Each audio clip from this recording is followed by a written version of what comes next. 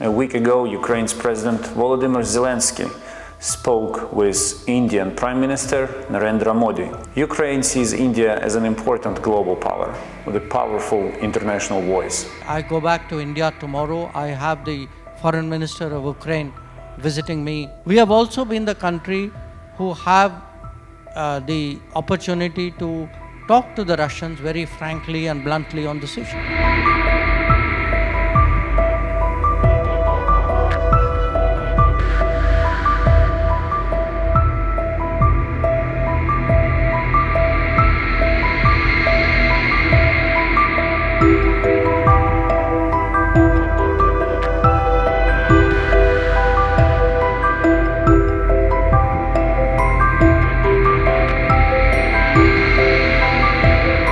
As you can see, I'm now in Warsaw on my way to India. I have already announced that this week I'm paying a visit to New Delhi upon an invitation by my Indian counterpart, Dr. Jaishankar. This will be my first visit to the country and the first visit of a Ukrainian foreign minister to India in 7 years. The aim of the visit is to strengthen the Ukrainian-Indian relations. A week ago, Ukraine's President Volodymyr Zelensky spoke with Indian Prime Minister Narendra Modi. They discussed bilateral cooperation, trade, and the upcoming Global Peace Summit. My visit will help put their agreements into action and further develop our ties. Ukraine sees India as an important global power with a powerful international voice. We are confident that close cooperation will benefit both our nations.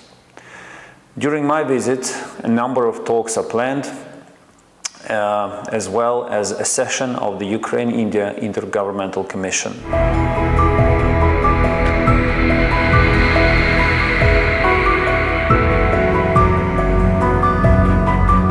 You know, as a general principle, I say this as someone who spent a life dealing with foreign policy issues. It's very easy to be very sharply judgmental and actually say that this represents a high standard of ethics. It can be analytically very easily displayed or projected in that manner. But look at the complexity of real life. We took the position from the start that you are not going to get a solution to this conflict on the battlefield. 2 years have passed. There were many who felt 2 years ago, or somewhere in between, that maybe they could. I think today many of them don't any longer. If one sees, in this day and age what conflicts bring, there are actually no winners in a conflict. That at the end of the day, every party and a lot of innocent bystanders or other nations also get ruined or affected one way or the other by conflict. So our position has been here that find a way of bringing this conflict to an end. And very honestly, in some circles, this was not a very popular position at that time. But I say this to you very sincerely as I travel around the world and I look at countries far away, low-income countries, who found their food supplies cut off, who could not afford energy, who could not secure their harvest because they could not get fertilizer, whose trade was so disrupted they didn't have money to settle the bills. Many of them are in debt. All this has happened actually as an outcome of a conflict and nobody was even talking about it. So I think it's important here to life, if life were binaries, very clearly this is right and that is wrong and this is good and that is bad and this is the one you check and that's the one you cross out. Life would be incredibly simple. You actually, I don't know if you'll need foreign policy, you certainly won't need foreign ministers. But it's,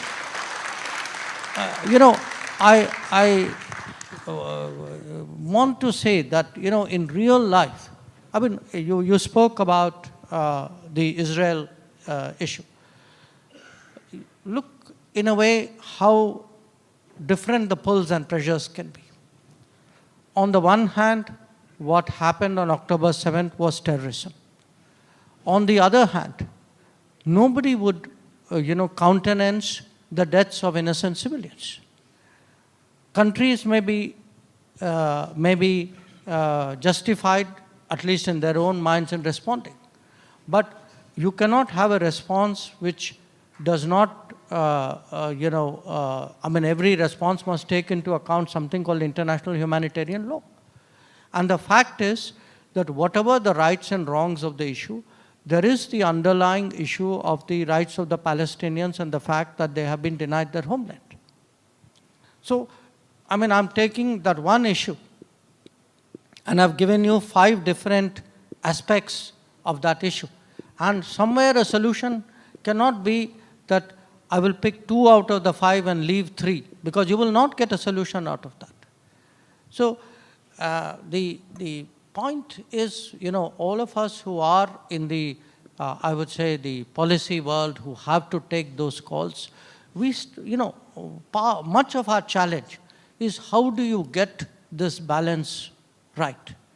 That we are today still one of the countries who are in a position, where I go back to India tomorrow. I have the Foreign Minister of Ukraine visiting me the day after that. We have also been the country who have the opportunity to talk to the Russians very frankly and bluntly on this issue. On different aspects, others have used us to pass messages. And by the way, the same thing applies when it comes to the Gaza-Israel conflict as well. So I put it to you today, this is not an issue of a moral cop-out. This is an issue today of appreciating that real life actually has a whole lot of complexities, and that the considered answers, the sustainable answers cannot be very angular. They cannot pick some facets to the exclusion of other facets.